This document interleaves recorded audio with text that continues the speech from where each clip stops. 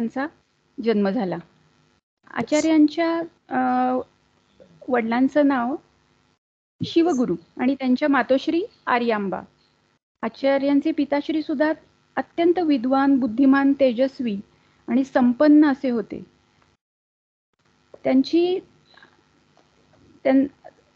म्हणजे त्यांचा दिनक्रम कसा असायचा, रोजची स्नान संध्या पूजा अर्चा करायची आणि अध्यापन करायचं, आलेल्या गेलेल्या अतिथींचा सत्कार करायचा आणि आपल्या आश्रमामध्ये आलेल्या विद्यार्थ्यांचं संगोपन करायचं. असं सगळं त्यांचं आपल्या पत्नीसोबत त्यांचा गृहस्थाश्रम उत्तम रीतीनं चाललेला होता. या शिवगुरूंच्या गृहस्थाश्रमाचा बराचसा काळ लोटला, पण त्यांना संतती मात्र काही नव्हती. त्यामुळं साहजिकच हे दोघंही पती-पत्नी दुःखी होते.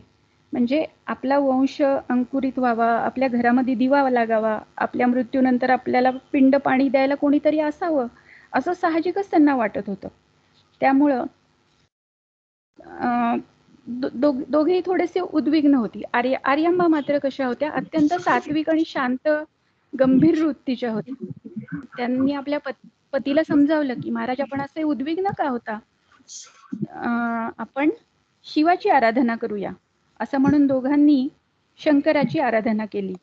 आणि काही दिवसातच त्यांच्या आराधनेला, त्यांच्या प्रार्थनेला फळ आलं आणि वैशाख शुद्ध पंचमीला आचार्यांचा जन्म झाला. आचार्यांचा जन्म झाला त्या संवत्सराचं नाव आहे विभव नाम संवत्सर. म्हणजे आणि असं म्हणलं गेलंय की हे जे विभव नाम संवत्सर होतं ते खरंच आचार्यांच्या जन्मामुळं वैभव म्हणजे आचार्यांचा जन्म ज्यावेळी झाला ती मध्यान्ह काळ होता, म्हणजे दुपार होती.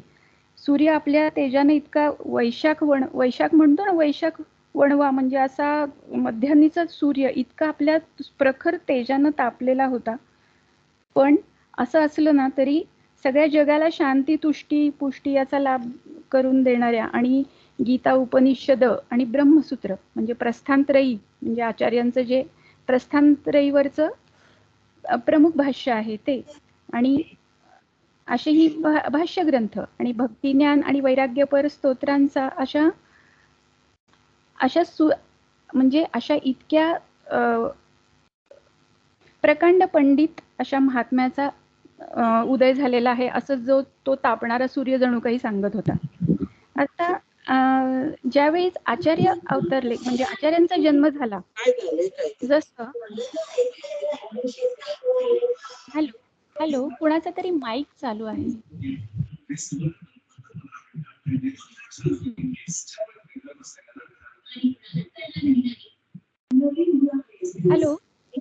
हॅलो कुणाचा तरी माईक सुरू आहे.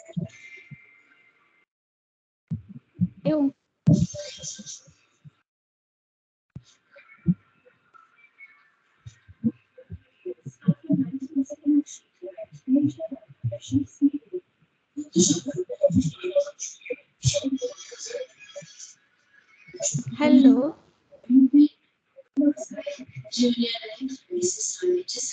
आचार्यांच्या कोणाच्या तरी माईक मला डिस्टर्बन्स येतोय. ओके.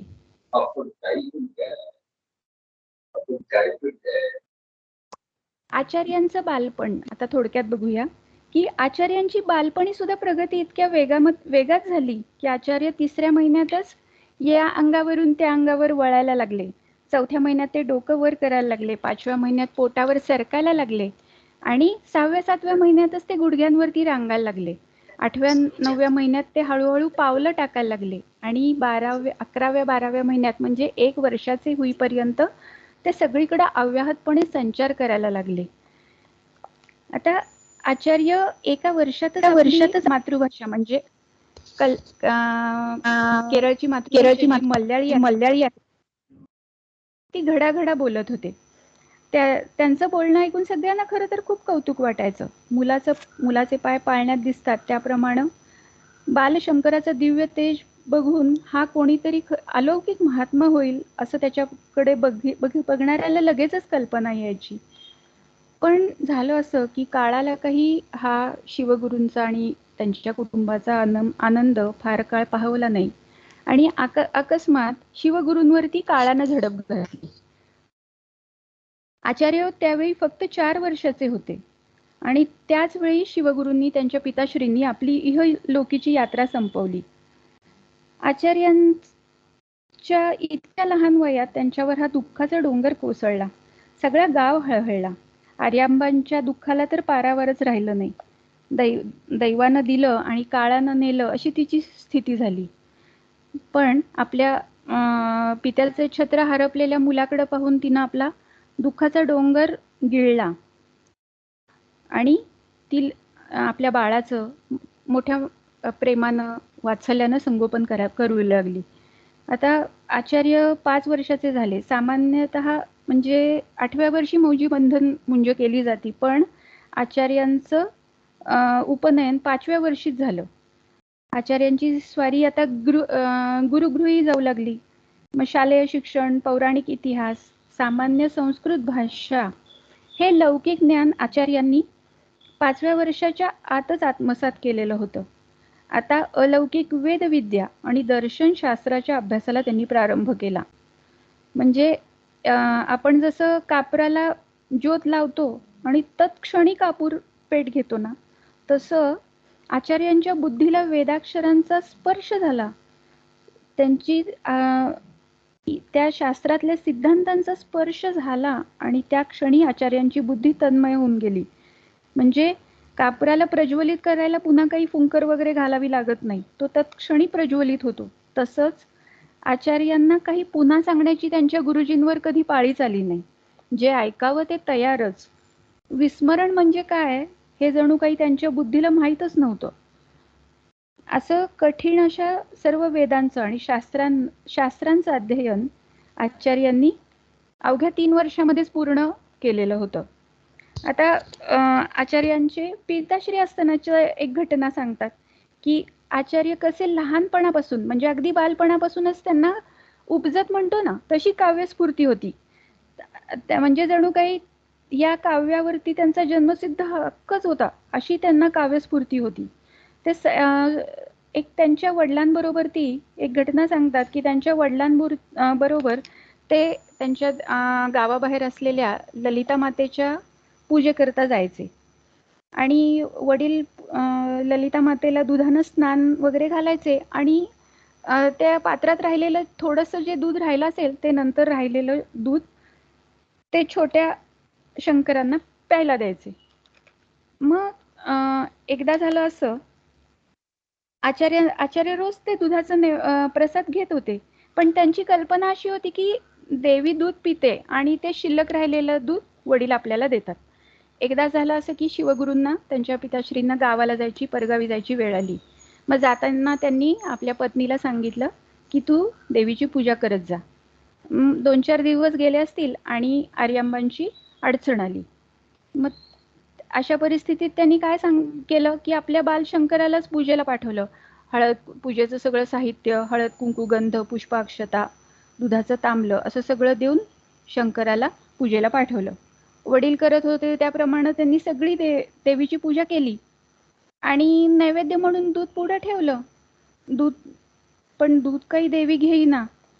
म्हणजे जसं आपल्याला नामदेवांच्या चरित्रामध्ये, त्यांच्या बालपणीच्या चरित्रामध्ये जसं सांगतात ना की विठ्ठलानं नैवेद्य ग्रहण केला नाही म्हणून ते खूप उद्विग्न झाले, खूप रडायला लागले. तसंच झालं. आता शंकर वाट पाहत बसले की दूध देवी घेणार, आता घेईल. पण खूप वेळ झाला तरी दूध काही देवी घेत नाही बघून ते आता मोठ्यांदा रडायला लागले आणि म्हणू लागले की अगं तू दूध का घेत नाहीयेस? मग ते बघून त्या मातेचं हृदय द्रवलं आणि त्या चित्तत्वाचा त्या पाषाणाच्या मूर्तीमध्ये आविष्कार झाला. देवीनं दूध घेतलं, पण त्या पात्रातलं देवीनं दूध घेतलं पण ते सगळंच पिऊन टाकलं. आता आणि शिल्लक काहीच राहिलं नाही. याला तर देवीनं उरलेलं रोज प्रसादाचं दूध प्यायची सवय होती बालशंकराला. आता तर पुन्हा रडायला लागला आणि म्हणायला लागला, मला तू दूध ठेवलं नाही शिल्लक. मग असं झाल्यानंतर त्या बालशंकराला त्या जगन्मातेनं आपल्या मांडीवर घेतलं आणि आपलं स्वतःचं स्तन्यपान करवलं. आणि या ललिता त्रिपुर सुंदरीची पूजा होता क्षणी आचार्यांना वयाच्या 3ऱ्या वर्षी जे स्तोत्र स्फुरलं, त्या स्तोत्राचं नाव आहे सौंदर्य लहरी, किंवा त्यालाच त्या स्तोत्राला आनंद लहरी असंही म्हणतात. म्हणजे शक्तीची उपासना, देवीची उपासना करणाऱ्यांमध्ये हे सौंदर्य लहरी हे स्तोत्र खूप पवित्र मानलं जातं. त्याचं पठण अगदी फलदायी आहे अशी श्रद्धा, प्रगाढ श्रद्धा शक्ती उपासकांची असते. आणखीन एक असाच किस्सा सांगतात, की म्हणजे त्यांच्या गुरुगृही असतानाचा किस्सा आहे. आचार्य एकदा गुरुगृही असताना भिक्षेला गेले होते आणि फिरता फिरता ते एका गरीब ब्राह्मणाच्या घरी आले. ब्राह्मणाच्या दारासमोर उभं राहून त्यांनी भवती भिक्षाम ददातु असं म्हणलं. ब्राह्मणाची स्त्री आली बाहेर. तिनं आचार्यांकडे पाहिलं, की तिला एवढा छोटासा बालक, इतकी सतेज मुद्रा आणि आज आपल्या घरी भिक्षेला आलाय. तिला खूप धन्य वाटलं. पण त्याच वेळी तिला आपल्या दारिद्र्याबद्दल अत्यंत दुःखही झालं. आज घरात काहीच नाही. काय भिक्षा घालू मी या बालयतीला? असं आज हा अतिथी मला विनमुख पाठवावा लागणार की काय? अशा पेचात ती पडली आणि असं असतानाच तिने इकडे तिकडे बघितलं. तर तिला एक आवळा दिसला. चटकन तिनं तो उचलून मोठ्या आदरानं आचार्यांच्या झोळीत टाकला. आचार्यांना त्या गरीब ब्राह्मणाची स्थिती लक्षात आली आणि त्यांना अत्यंत दया आली आणि आकाशाकडे दृष्टी टाकून अनन्य चित्तानं त्यांनी लक्ष्मी मातेचं स्तवन केलं. हे मंगल देवते लक्ष्मी, हे महालक्ष्मी, त्रिभुवन भूतिकरी प्रसिद्ध मह्यम. म्हणजे आपल्या बऱ्याच जणांच्या पठणात असलेलं जे कनकधारा स्तोत्र आहे, त्या स्तोत्राची रचना आचार्यांनी या प्रसंगी केली. अंगम हरे हे पुलकभूषणमया आश्रयंती भृंगांगनेव मुकुलाभरणम तमालम.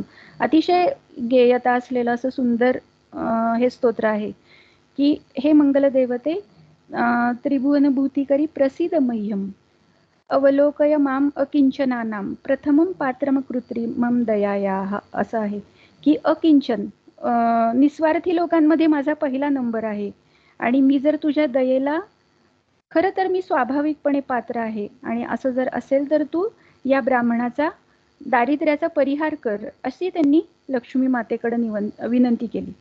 मग लक्ष्मी माता म्हणाली, अरे प्रसन्न झाली, ती प्रगट झाली आणि ती म्हणाली, याचं प्रारब्ध कर्म या ब्राह्मणाचं असं आहे की याच्या प्रारब्धामध्ये दारिद्र्यच आहे, पूर्वसुकृताचं याला काहीही पाठबळ नाही आहे.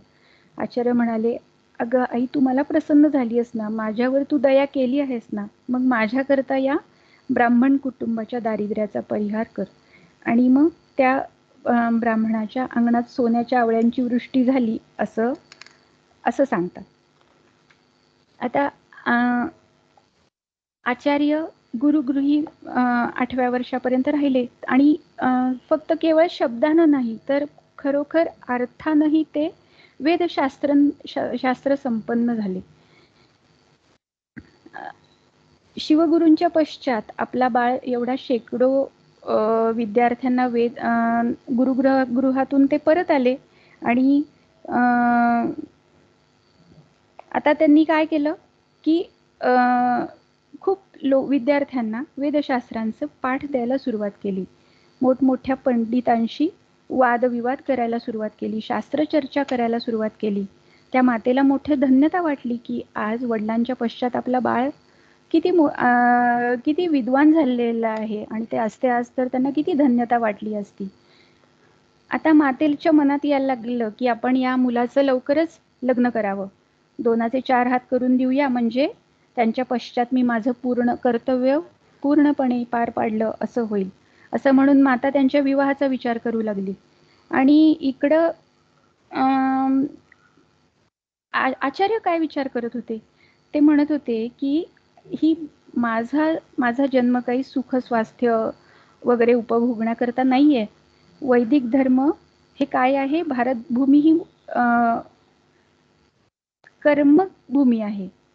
इथं वैदिक धर्म पार विलयाला गेलेला आहे.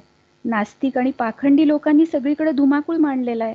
आर्य वैदिक धर्माची पुन्हा स्थापना करून लोकांना सन्मार्ग दाखवण्याचं कार्य आपल्याला करायचं आहे. लोककल्याण हे आपलं ध्येय आणि कर्तव्य आहे. आणि आईच्या मनात तर काय झालं आता, गृहस्थाश्रमामध्ये आपल्याला गृहस्थाश्रमी करण्याचा आईचा विचार आहे. मग आईच्या मताप्रमाणे जर आपण गृहस्थ स्वीकारला तर आपण आपली कर्तव्य कशी पार पाडणार? पण आईची इच्छा मोडावी तर तिला दुःख होईल. मग असा पेचामध्ये आचार्य होते. त्यांनी आईला हळूहळू उपदेशपर गोष्टी सांगायला सुरुवात केली, की संसार कसा आसार आहे, परब्रह्मच सत्य आहे, विश्व कसं परब्रह्म स्वरूपच आहे, आणि ईश्वराच्या सेवेमध्ये आपण जन्माची सार्थकता कशी करायला हवी, लोक कल्याणाकरता आयुष्य कसं वेचायला हवं, इत्यादी सगळे विषय ते हळूहळू आपल्या मातेला पटवून द्यायला लागले. म्हणजे तिला आचार्यांचं बोलणं खूप आवडत होतं, पटतही होतं. पण आचार्यांनी संन्यास घेण्याचा विषय काढला, देशभ्रमण करण्याचा विषय काढला, की हे मात्र काही तिला पटत नव्हतं, रुचत नव्हतं. हे संन्यास घेण्याचं नाव काढलं की ती फार दुःखी व्हायची. मग माता तर, आणि त्यांना म्हणायची पण की संन्यास घ्यायसाठी मी काही तुला परवानगी देणार नाही, हा माझा निश्चय आहे. आणि संन्यास आश्रमाचा एक नियम आहे की माता किंवा पत्नी यांच्या संमतीशिवाय काही संन्यास घेता येत नाही. आता एक दिवस असं झालं की आचार्य आपल्या आईसोबत पूर्णा नदीला स्नानाला गेले होते आणि आई स्नान करून नदीच्या काठावर धुणं धुत होती. आचार्यही स्नान करीत होते. त्यांचे मित्र होते बरोबर 1-4-5 त्यांच्या वयाचे. पोहत पोहत सगळी मुलं आत खोलवर गेली आणि जास्त खोल गेल्यानंतर आचार्य थोडं जास्तच खोल पाण्यात गेले. तिथे झालं असं की एका सुसरीनं आचार्यांचा पाय पकडला. मुलांनी बघितलं की आचार्यांना एका मोठ्या सुसरीनं धरलंय. सगळी मुलं घाबरली, भराभरात धावत पोहत ती नदीच्या काठावर आली. घाबरत घाबरतच त्यांनी आचार्यांच्या आईला किस्सा सांगितला, की वृत्तांत सांगितला. मातेवर दुःखाचा डोंगरच कोसळला. तिचं अंतःकरण धस्स झालं. अगदी विलाप करू लागली की अरे दुर्दैव, असं कसं माझं सुख तुला पाहवलं नाही, काय अपराध केलाय मी असा, आता या संकटातून मला कोण सोडवणार बरं, असं म्हणून ती धाडदिशी जमिनीवर कोसळली. तर आचार्य त्या डोहातून पाण्यातूनच ओरडले. काय म्हणाले असतील आचार्य, की आई तू मला संन्यासाची परवानगी दे, म्हणजे या मगरमिठीतून मी आपोआपच सुटेन आणि तुला भेटत जाईन. आई काय म्हणाली? आई म्हणाली, बाळा तू खुशाल संन्यास घे आणि आनंदानं राहा, कुठेही राहा पण सुखानं राहा. ही आईच्या आज्ञा ऐकताच आचार्य बाहेरच्याच नव्हे तर संसाररूपी मगरीच्याही मुखातून सुटले. नदीच्या काठावर खूप लोक जमले. आचार्यांना सुसरीतून सोडवण्याचं सामर्थ्य मात्र, धाडस मात्र कुणीही एकानंही केलं नाही. आचार्य स्वतःच पोहत पोहत बाहेर आले. मग मातेला एक वेळ आपला मुलगा वाचला ह्याचा आनंदही झाला, पण त्याच वेळी तिचं हृदय दुःखानेही भरून गेलं. ती म्हणाली, बाळा तू दूरदेशी निघून गेल्यावर मला माझी कधी भेट होणार? तर आचार्य काय म्हणाले तिला, की माते तू चिंता करू नकोस, तू स्मरण करशील, हाक मारशील तेव्हा मी तुला भेटेन. अंतकाळी तू संन्यास घेतल्यानंतर माझा अंत्यसंस्कार कोण करणार? मातेला प्रश्न पडला. तर आचार्य म्हणाले, आई तू चिंता करू नकोस, मी स्वतः तुझा अंत्यसंस्कार करीन, मी स्वतः तुला अग्नी देईन, तू निश्चिंत राहा. पूर्णा नदी गावापासून खूप दूर असल्यामुळं त्यांच्या मातेला खूप लांब स्नानाला जायचा त्रास होतोय हे त्यांच्या लक्षात आलं आणि त्यांनी पूर्णा नदीचं स्तवन केलं. प्रसन्न झालेल्या पूर्णा गंगेनं आचार्यांच्या विनंतीप्रमाणे आपला प्रवाह बदलला आणि ती गावाजवळून व्हायला लागली. हा चमत्कार बघून सगळे लोक आश्चर्यचकित झाले. या पूर्णेच्या काठावरच एक श्रीकृष्णाचं मंदिरही होतं आणि पूर्णेच्या नदीच्या बदललेल्या प्रवाहानं हे मंदिर धोक्यात आलं. मग असं म्हणतात की भगवान श्रीकृष्णांनाही आचार्यांना प्रत्यक्ष दृष्टांत दिला आणि सांगितलं की मला या पूर्णेच्या पाण्याचा त्रास होत आहे, मला इथून दुसरीकडे घेऊन जा. मग आचार्यांनी श्रीकृष्णाचं आपल्या घराजवळच एक मंदिर बांधलं आणि त्या श्रीकृष्णाच्या पूजा अर्चा करण्याची जबाबदारी त्यांनी आपल्या आईवरती सोपवली. म्हणजे आचार्य हे श्रीकृष्णाचेही मोठे अनन्य भक्त होते. त्यांनी ज्यावेळी मृत्यूसमयी ज्यावेळी त्यांच्या मातेनं अशी इच्छा व्यक्त केली, अंतकाळ जवळ आला आणि आचार्य दिग्विजयाच्या निमित्तानं वैदिक धर्माची पताका फडकवत खरं तर उत्तरेमध्ये भारतभर पर्यटन करत होते. त्यावेळी ते अगदी उत्तरेत होते. पण आपल्या मातेची हाक त्यांच्या हृदयापर्यंत पोहोचली आणि त्यांच्या लक्षात आलं की आई आपलं स्मरण करतीये आणि ते ताबडतोब तिच्या जवळ आले आणि त्यांनी तिला विचारलं की आई काय पाहिजे तुला, काय इच्छा आहे तुझी. त्यावेळी आई म्हणाली की बाळा मला श्रीकृष्णाचं दर्शन घडावं असं वाटतंय. तर आचार्यांनी त्यावेळी श्रीकृष्णाची स्तुती केली आणि ते जे स्तोत्र आहे ते श्रीकृष्णाष्टक म्हणून प्रसिद्ध आहे. म्हणजे आचार्यांना जसं भगवंतांना या स्तोत्राच्या पठणानंतर प्रत्यक्ष दर्शन दिलं, तसं त्यांच्या मातेलाही दर्शन देऊन कृतार्थ केलं. आता लोककल्याणाकरता प्रत्यक्ष प्राण वेचायची ज्याची तयारी असती, तो सौख्य आणि स्वास्थ्य अशा गोष्टींसाठी कधीही थांबत नाही. एवढ्या अल्पवयात बरोबर कुणीही नसताना आचार्य एकटे केरळ देशातून पायी चालत चालत नर्मदा नदीपर्यंत आले, नर्मदेच्या किनारी आले. त्यांनी मनानं तर संन्यास घेतलेलाच होता, पण आता त्यांना विधिपूर्वक संन्यास घ्यायचा होता, दंडग्रहण करायचा होता. त्यांचा वाटेत सद्गुरूंचा शोध चालूच होता. त्यांना गोविंद यती नावाचे कोणीतरी एक महान अधिकारी इथं राहतात, असं नर्मदे किनारी राहतात असं त्यांना कळलं आणि त्यांनी गोविंद यतींचा शोध सुरू केला. नर्मदा काठावरती एका गुहेमध्ये हे गोविंद यती राहत होते. गुहेचं दार अगदी निमुळतं होतं. आचार्यांनी आत डोकावलं. गोविंद यतींना पाहून त्यांनी मोठा भक्तिभावानं त्यांना प्रणाम केला. गोविंद यतींनी त्यांना विचारलं की तू कोण आहेस. तर त्यावेळी आचार्यांनी उत्तर देताना हे जे आता रश्मी माऊलींनी म्हणलेलं जे आत्मषटक आहे ना, त्या आत्मषटकाची 6 श्लोकांनी त्यांनी त्याचं उत्तर दिलेलं आहे की आत्मा म्हणजे मी नाही. म्हणजे वेदांमध्ये जे नेती असं जे वचन येतं, निषेधवाक्य येतं की जाणीवेत येणाऱ्या सगळ्या वस्तूंचा निषेध केल्यानंतर जे राहतं, ते जे शिल्लक राहतं तोच आत्मा म्हणजे मी आहे. म्हणजे तोच सगळ्या विश्वाचा अधिष्ठान असून अत्यंत शुद्ध चिदानंद स्वरूप असा सुखरूप मंगलमय आणि आनंदमय असा जो कोणी आहे, तो कोण आहे, तो प्रत्यक्ष शिव आहे आणि तोच ब्रह्म आहे आणि तोच मी आहे, असं या आत्मषटकामध्ये त्याच वेळी आचार्यांनी गोविंद यतींना या स्तोत्रातून सांगितलं की तू कोण आहेस, असं याचं उत्तर दिलं त्यांनी. हे उत्तर ऐकलं आणि गोविंद यती मोठे प्रसन्न झाले. त्यांनी त्यांना दंडग्रहण दीक्षा म्हणजे संन्यास दीक्षा दिली आणि ग्रंथरचना करून अद्वैत तत्वज्ञानाची प्रतिष्ठापना करायची आज्ञा केली. मग देशभर संचार करून अद्वैत मताचा प्रचार करायचा आणि सर्व भूतांमध्ये सगळ्यांमध्ये एकच आत्मा नांदत आहे, आत्माच विश्वरूपानं नटलेला आहे, हे तत्वज्ञान रुजवण्याची त्यांना आज्ञा केली. असं सांगतात की एकदा नर्मदेला महापूर आला होता आणि पाणी खूपच वाढलं. नर्मदेच्या दोन्ही किनाऱ्यावरची सगळी जी काही गावं होती ती पुरामधच्या तडाख्यात सापडली. आता ते पाणी गोविंद यतींच्या गुहेत प्रवेश करणार आणि आपल्या गुरूंच्या जीवितालाही धोका निर्माण होणार अशी स्थिती निर्माण झाली.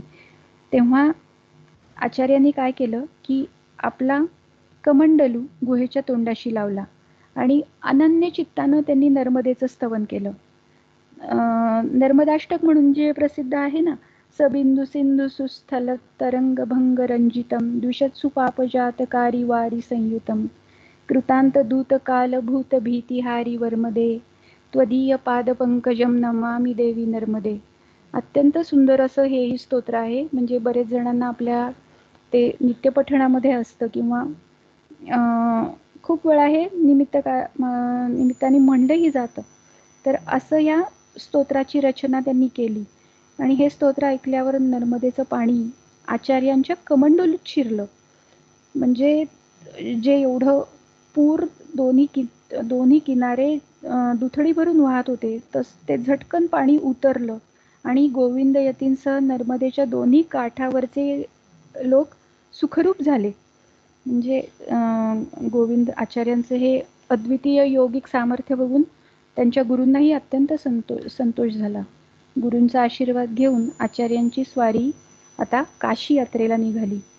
काशी यात्रेला आल्यावर त्यांचा नित्यक्रम असा होता की रोज नियमानं गंगेचं स्नान करावं, नित्यकर्म करावं, काशी विश्वेश्वराचं दर्शन घ्यावं, असा त्यांचा नित्यक्रम चालू होता. आणि मणिकर्णिकेच्या घाटावर जाऊन प्रवचन अध्यापन करावं, सूर्य माध्यान्नीला आला की अन्नपूर्णेचं स्मरण करावं, ज्ञानवैराग्य याच्या सिद्धीकरता माधुकरी मागावी, भिक्षा मागावी, असा त्यांचा दिनक्रम तिथं चालू होता.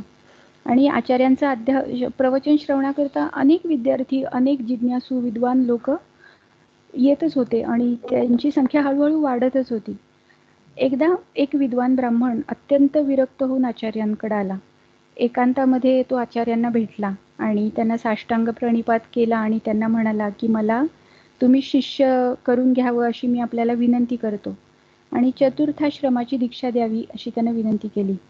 तो जसा विरक्त होता तसाच योगीही होता आणि त्याला बघितल्यावर त्याच्याशी संभाषणानंतर आचार्यांना त्याची विद्वत्ता लक्षात आली आणि त्याला संन्यास दीक्षा देऊन त्यांनी आपला शिष्य करून घेतलं.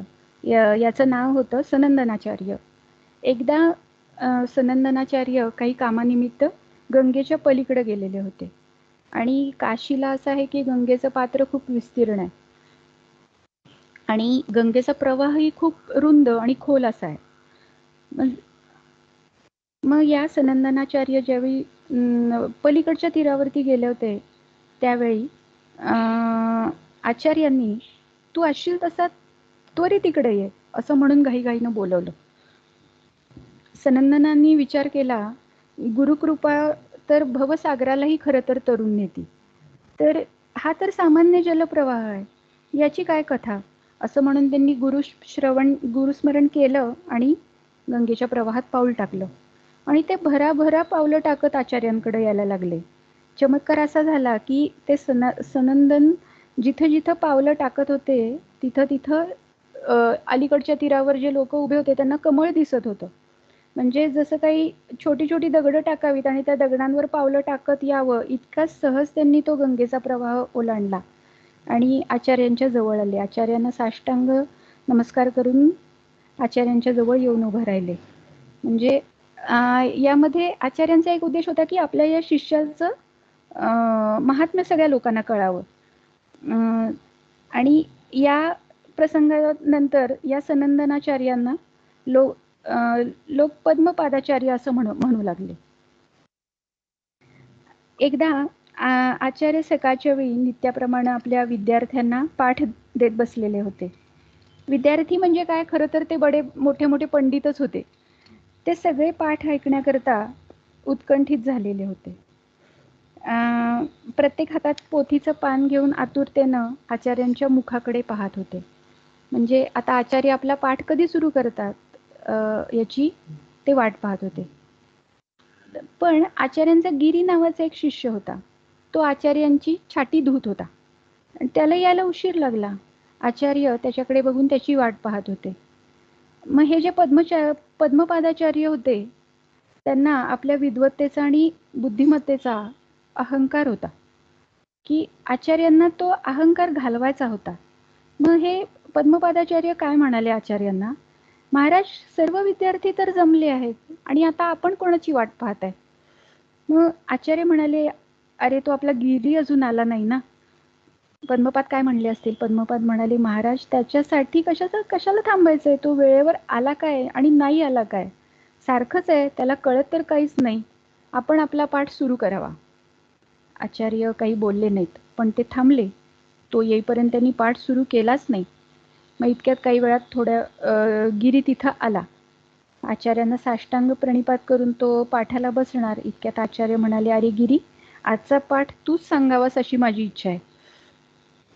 सगळे शिष्यगण आचार्यांचे आश्चर्यचकित झाले आणि टक लावून बघायलाच लागले. ज्याला काहीच येत नाही, ज्याला सगळेजण मठ्ठ म्हणतात, त्याला आचार्य पाठ द्यायला सांगत आहेत, काय आश्चर्य आहे. आणि खरोखर असं आश्चर्य घडलं. आचार्यांची आज्ञा होताच गिरीचं अज्ञान मावळलं. त्याची बुद्धी उजळली. जणू काही वाग्देवताच त्याच्यावर प्रसन्न झाली आणि गिरीनं मोठ्या खड्या आवाजात अत्यंत नम्रपणे भक्तिपूर्ण अंतःकरणानं आचार्यांचं स्तोत्र म्हणायला प्रारंभ केला. कारुण्य रसानं ओथंबलेलं ते स्तोत्र म्हणत असताना म्हणणाऱ्याचा आणि ऐकणाऱ्याचाही कंठ सद्गदित होत होता. आता तोटक वृत्तातलं हे स्तोत्र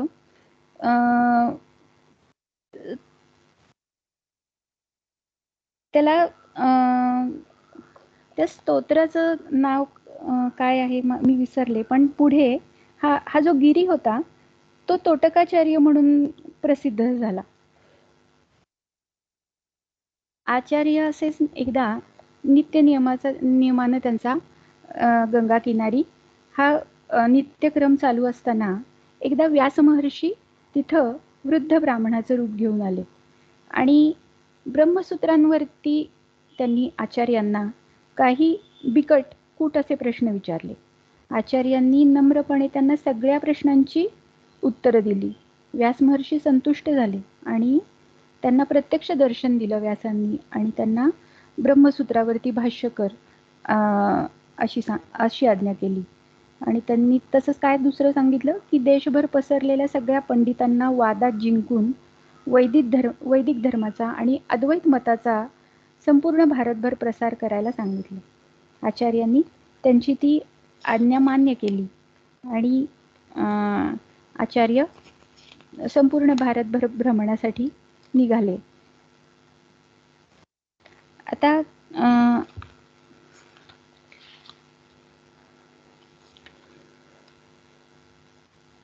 आचार्यांनी आपला शिष्य परिवार घेऊन भारतभर आज सेतू हिमाचल प्रवास केला.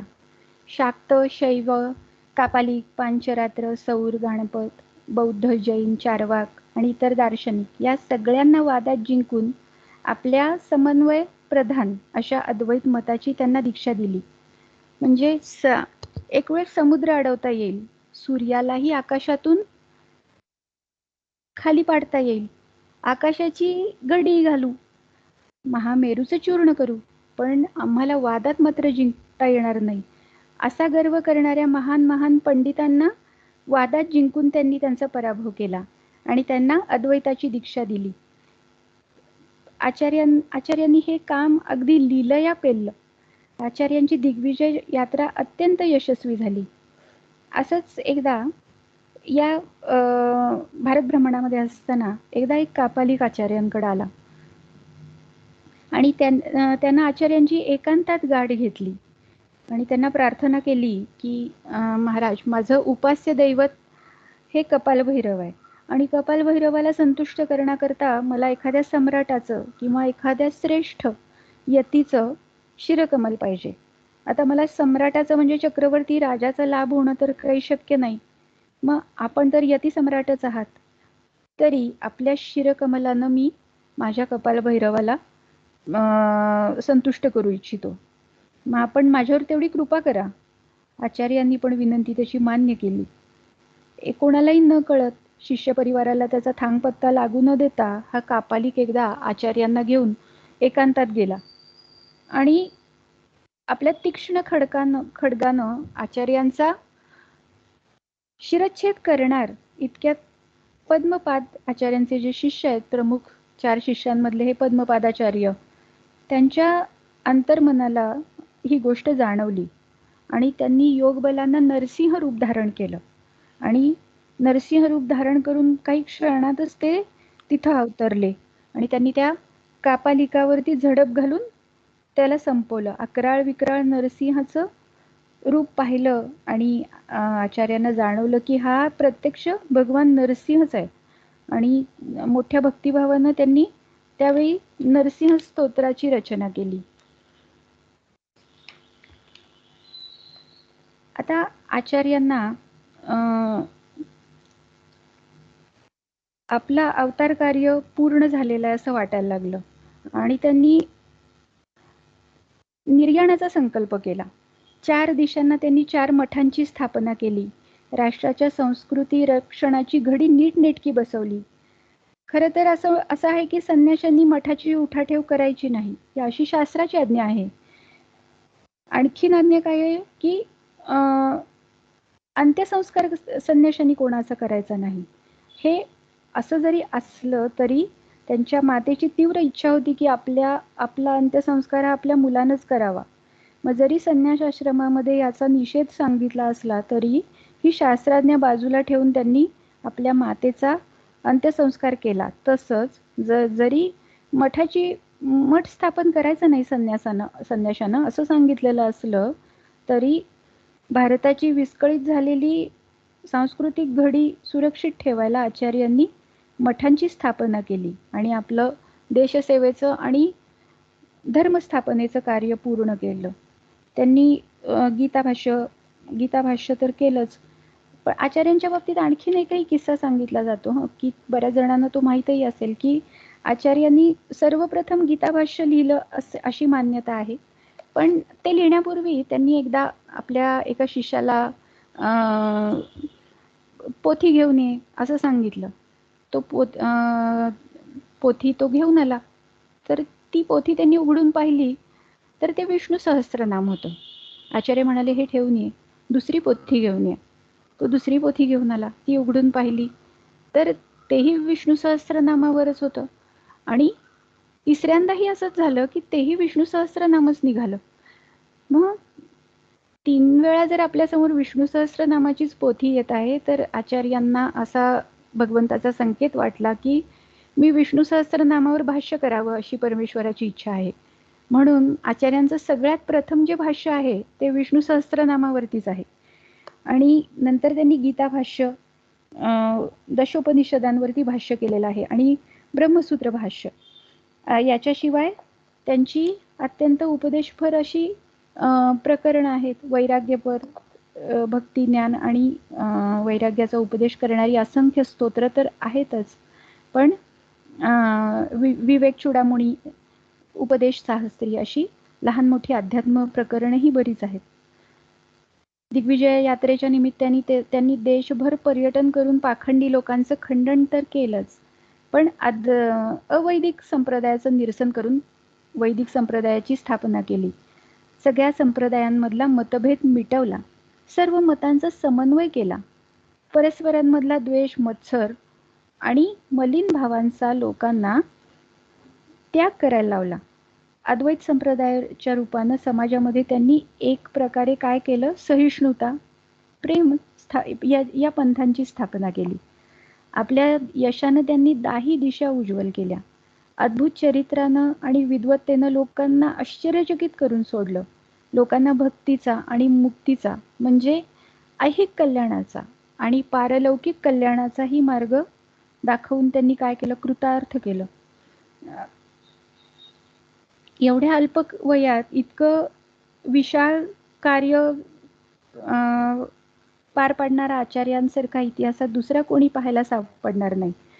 सर्वांग सुंदर अशा ज्ञानेश्वरीची आणि अमृतानुभवाची रचना पूर्ण झाल्यावर संत सम्राट ज्ञानेश्वरांनी जसं वयाच्या 21व्या वर्षीच स्वेच्छेनं निरोप घेतला आणि समाधी घेतली, तसं वयाच्या केवळ 32व्या वर्षी आचार्यांनी आपलं इष्टकार्य पूर्ण झालेलं आहे असं समजून हिमाचल प्रदेशामध्ये एका गुहेमध्ये प्रवेश केला आणि हेच त्यांचं निर्वाणपद आहे.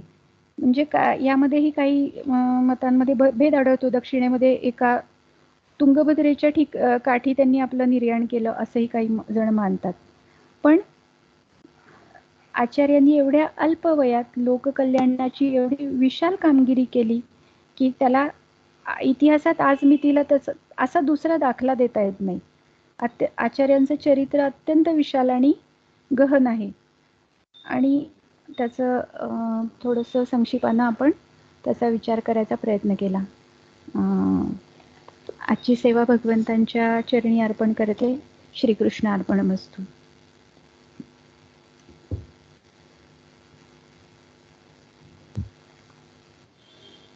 छान झालं बरं का सुनीता. शंकराचार्यांची माहिती खूप छान सांगितली. संपूर्ण त्याचं चरित्र आणि बाकीचं सगळं तत्त्वज्ञान छान सांगितलं. हो काकू, थँक्यू. तर मी सुनीता ताईंना विनंती करते की त्यांनी पसायदान म्हणावं.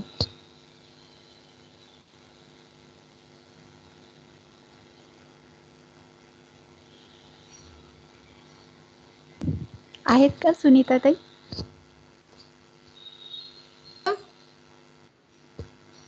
हॅलो, आवाज ऐकू येतोय? हॅलो सुनीता ताई, म्हणताय पसायदान? तुमचा माईक सतत म्यूट होतोय सुनीता ताई. हा हा, आता येतोय काय ऐकायला? हो येतोय. ऑन राहिला तर येईल आवाज, पण तो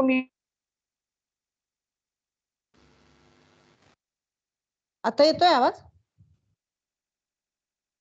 हो येतोय. हॅलो. हा. येतोय आवाज येतोय तुमचा ऐकू.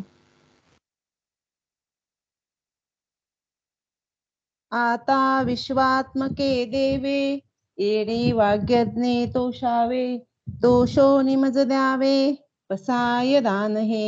जे खळांची व्यंकटी सांडो, तया सत्कर्मी रती वाढो. भूता परस्परे पडो मैत्र जीवांचे, दुरिताचे तिमिर जावो विश्व स्वधर्मे सूर्य पाहो. जो जे वांछील तो ते लाहो, प्राणी जात वर्षत सकळ मंगळी. ईश्वर निष्ठांची मांदियाळी, अनवरत भूमंडळी